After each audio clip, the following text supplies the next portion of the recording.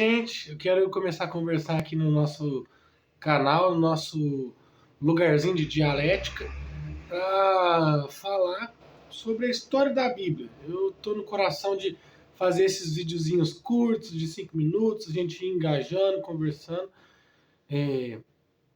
para divulgarmos, conversarmos sobre Deus, aquele que nos traz toda a redenção. E a gente vai começar a falar pela história da Bíblia. A Bíblia Sagrada é esse livrinho aqui, ó. Acredito que todos vocês têm familiaridade com a Bíblia. Se não tem, eu recomendo fortemente que tenha, né? Bom, mas o que é a Bíblia? Uma descrição histórica pode ser que a Bíblia é 66 livros canonizados através da tradição histórica que contém a palavra de Deus sistematicamente. Acho que poderia ficar desse jeito. Ela é dividida em Antigo Testamento e Novo Testamento. O Antigo Testamento é antes da vinda de Cristo. Então, tudo que está antes da história, desde a formação do mundo até ali os profetas, termina com Malaquias profetizando. Aí tem um período intertestamentário de mais ou menos uns 400 anos. Aí ali foram escritos alguns apócrifos, como Macabeus.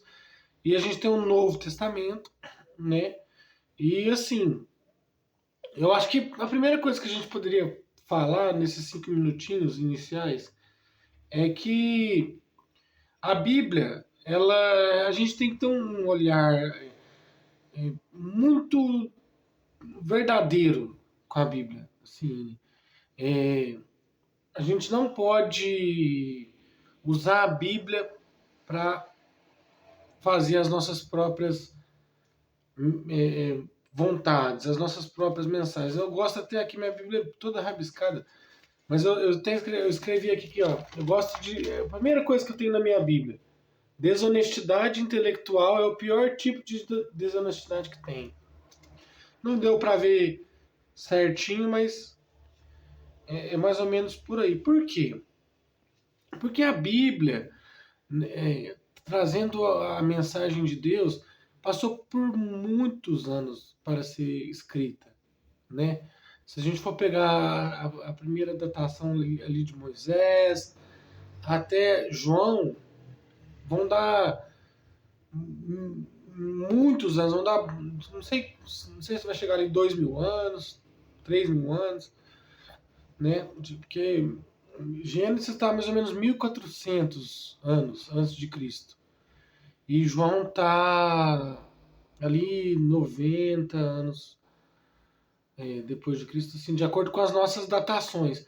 É usado um processo, né, para datar os livros da Bíblia. Por quê? Que a gente sabe que Gênesis está daquele jeito. A gente tem milhares de formas da gente conhecer os textos originais, né? O Antigo Testamento, ele é em hebraico e aramaico.